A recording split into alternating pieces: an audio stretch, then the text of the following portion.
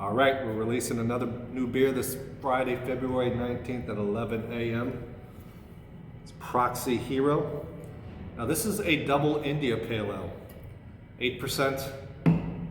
Usually we're doing double New Englands, pastry stouts, milk stouts, flavored stouts, but we decided to do as classic American style double IPA.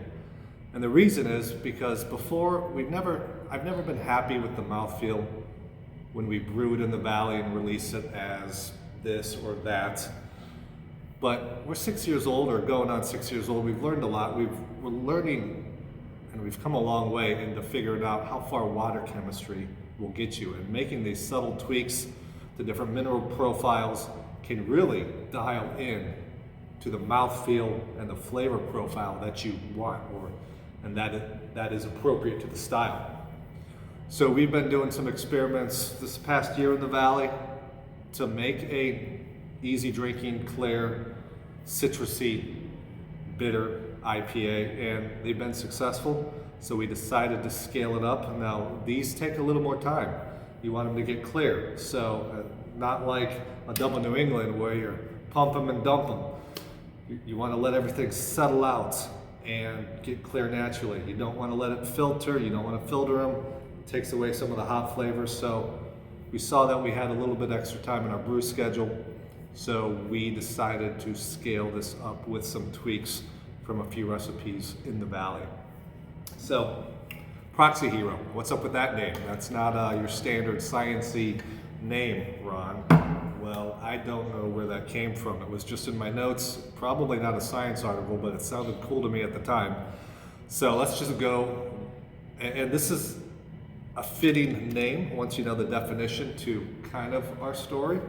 So a proxy hero, or by the definition, hero is by proxy. I'm just going to read it out to you. They're a subset of heroes who have no desire to do good or be heroic in the slightest, but were forced into it by circumstance. This can be due to things like betrayal from the villain, brainwashing, or having no option in the matter. Whatever the reason, these heroes do the right thing, but not based on their morals or initiative. They are the polar opposite of villains by proxy. Maybe that'll be another release.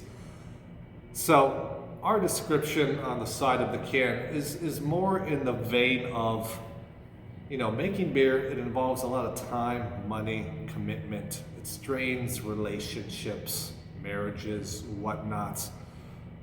It's not easy, but somebody's got to do it. It's our obligation to put out an elevated product for the masses. We're very humble at R.Shea.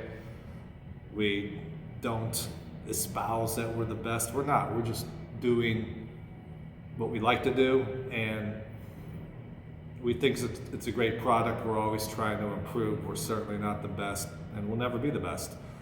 But we want to just give you guys what you like. So, making beer ain't easy, but somebody got to do it. So that's us. We're proxy heroes.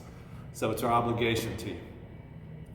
So let's go over the stats. It's an American double IPA, 8% clear, hopped with Citra, Centennial, and Cascade, about 52 IBUs.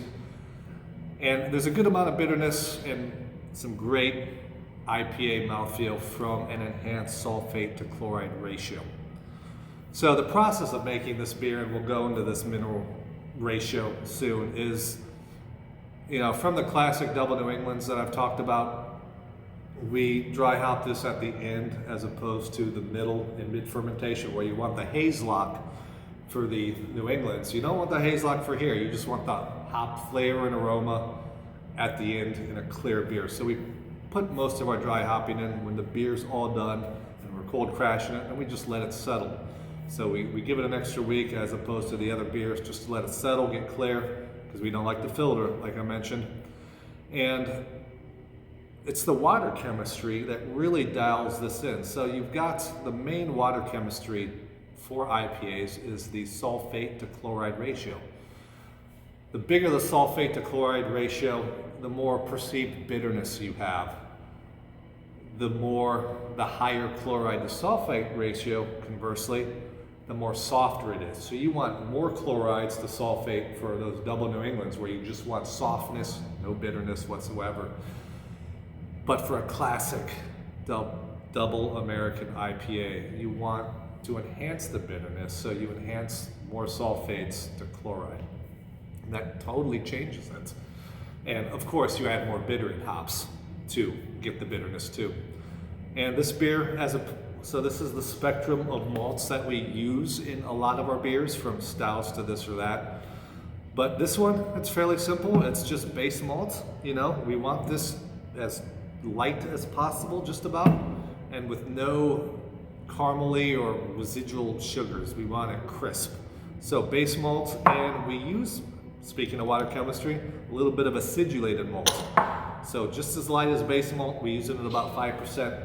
For these really light beers, it helps control your pH. It's kind of like a little bit of a buffer.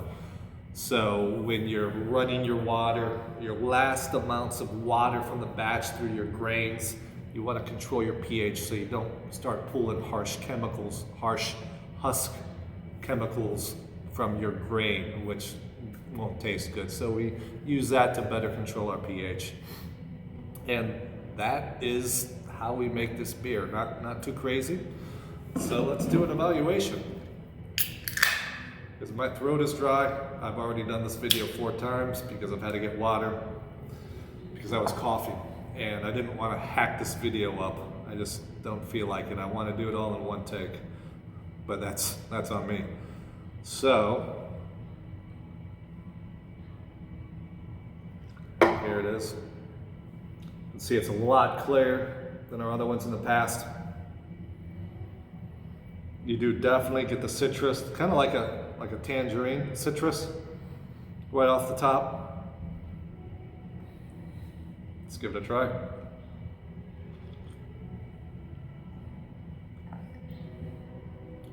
No, that's great. This is an easy drinker. You can drink this all night. As much as I like New England IPAs and double New Englands, I only want to drink 1 or 2. They're delicious, but they're filling. You know, they're cloudy, there's more stuff in there, which brings out, from the haze lock, it brings out that flavor, brings out that big hop profile. But it fills your belly, at least for me, it fills my belly, it makes me full. But this, it's cleaner. We can just drink these one right after the other. No, it's 8%, it's a double India Pale Ale. So just be careful, one right after the other. So and this is one of the styles that, even better than, you know, New England IPAs that are more thick, these pair better with, you know, stuff from your grill, spicy foods, you know, because you just want something barbecue, you just want something to cut the spice and just keep drinking with a good enough hop background. So great with spicy food. Southern chicken fried steak's another option. Cheese pairing, we've got sharp and rich American artisanal blue. And that is it for this review. I hope it was not entertaining. I don't feel that I'm entertaining. I hope it was informative. So we'll leave it at that, and we hope to see you at this weekend's release.